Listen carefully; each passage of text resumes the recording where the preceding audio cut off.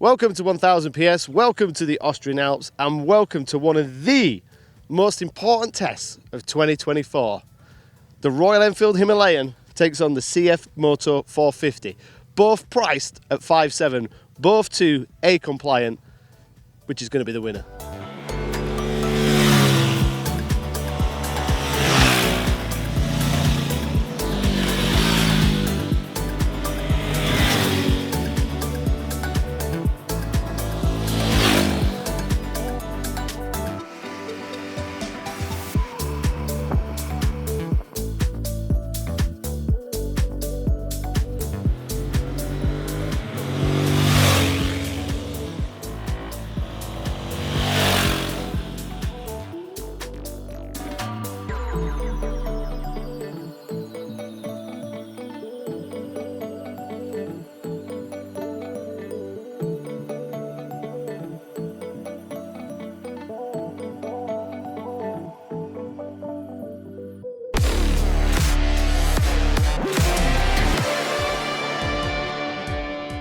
So this is a test that I've been really looking forward to, comparing these two A2 bikes. They're priced near enough the same, 5,699 and 5,750 for the Enfield, so there's 50 quid in it. They're both A2 compliant. In terms of horsepower, 41.5 and 40 on the dot. In terms of torque, 31 foot-pounds of torque and 29.5 foot-pounds of torque. So in terms of price, they're near enough the same. In terms of power and torque, they're near enough the same. The big difference is the Royal Enfield Himalayan is a single-cylinder engine. This is a 450 parallel twin.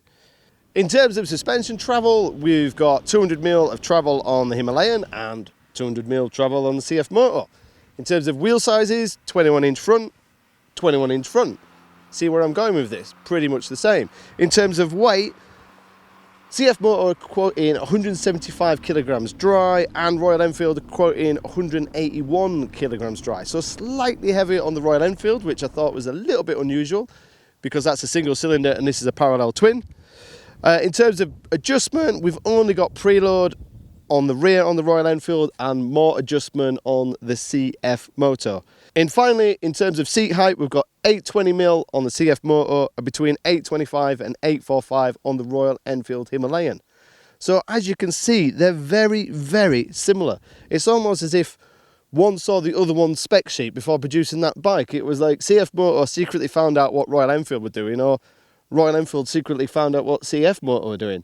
And when I rode both bikes individually, my inbox was full of questions of, is it better than the CFMOTO and is the Royal Enfield better than the CFMOTO, and the other way around. It was just constant back and forth. We rode the bikes all day yesterday, and when I went to bed, I had a clear winner, which was the best. And then I rode them again today, and when we stopped for lunch, I had a clear winner in my head, which was a different winner from the winner I had the night before. It really is that close between the two. I'll kind of go through the kind of advantages and disadvantages of both, and that might give us a better understanding. So the Royal Enfield Himalayan is kind of more robust, more solid, more like a mechanical actual motorcycle. The suspension shower items are non-adjustable, just preload on the rear, but they feel sportier, they feel more compliant, they feel more in contact with the road. I feel like I know what's happening more with the Royal Enfield on the road than I do the CFMOTO. The engine has got some punch, but low down it's a little bit lumpy. But towards the top end, it's got nice drive, nice ability, can maintain high motorway speeds. The CFMOTO isn't as lumpy as the single cylinder as you'd expect on the Royal Enfield. It's a little bit roomier, it's a little bit more comfortable, it's styled very different. I'm really split between the two in styling, but I think maybe the CFMOTO slightly, because it feels more like a big adventure bike, where that still feels a little bit like an A2 bike, where this doesn't. The CFMOTO has got more adjustment on the suspension, but then it needs it because it doesn't handle as well as the Royal Enfield on the road. The CFMOTO is just a little bit vague. It's just a little bit soft. It needs dialing in just to get it right. It just needs dialing in, which can be done, but I've just not clicked with the CFMOTO. I'm not willing to throw it into hairpins with ease and confidence like I am on the Royal Enfield.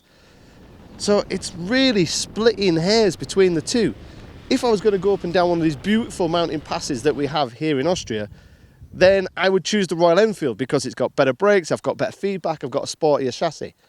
If I was then going to ride back to the 1000 PS office on the Autobahn, then I'd probably choose the CFMOTO because it's more roomy, it's more comfortable, the suspension is nice and soft, it's got a lovely riding position, lovely TFT clocks with a manually adjustable screen as opposed to the standard screen on the Royal Enfield.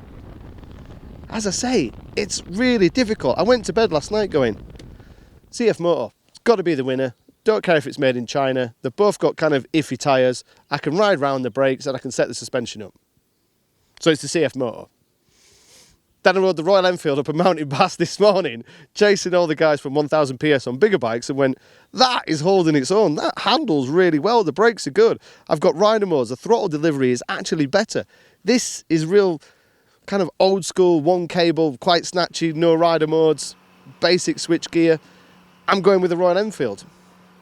And then I jumped on the CFMOTO when the rev changes like this, and it's a bit inclever because it's a bit comfy and the screen's better and the wind protection's better. It's a really frustrating kind of to-in and fro-in, to-in and fro-in. You can't put price on it because they both are the same price. You can't put power on it because they're both the same power and torque, near as damn it. Top speed, I've thrashed them both. They're both about 150, 160, near as damn it. Little bit better braking, little bit better handling. Some prefer the looks, so go with the Royal Enfield. Big adventure bike feeling, comfier, roomier, then it's the CFMOTO. And it does sound good. So that's my split decision. I'm still questioning which way to go. But the good thing is, both bikes have gone above expectation. Both bikes, for under £6,000, are exceptional. So whichever way you go, you're not going to be disappointed. So this is one of the hardest tests I've had to summarise and produce a verdict. So I'm going to go with the Royal Enfield Himalayan. No, I'm not. I'm going to go with the CFMOTO. Yeah, no, I want soft handling and comfortable. No, because I'm going to go back down that mountain pass and I want better brakes and good handling. So I'm going to go with the Royal Enfield. And I kind of like the image of the Royal Enfield. Yeah, but this has got adjustable suspension. And I know I can just tweak that and change the brake pads and have great handling and great brakes that will probably match the Royal Enfield if I just tweak it and change a few things. So I'm going to go CFMOTO. No, because that's really robust. That is going to last forever. The Royal Enfield, the old one, was indestructible. I've ridden Enfields before. You can drive them into a brick wall and they keep going. So I'm going to go Royal Enfield. Yeah, but I really like the CFMOTO. I bet it's going to be good off-road. I like the clocks and the adjustable screen. And I can get luggage on this. And my wife's probably going to be comfier. See my problem here? Okay, flip a coin. Which am I going to go with? Oh, honestly, I can't decide. But whichever one you go for, you're not going to be disappointed. If you've got any more technical questions, because the rear wheel sizes are slightly different in size, if you want to know a little bit more about the rider aids, because that's got 2 rider aids, this has got none, fire the questions below. Thanks for watching. Don't forget to subscribe. Fire the questions below.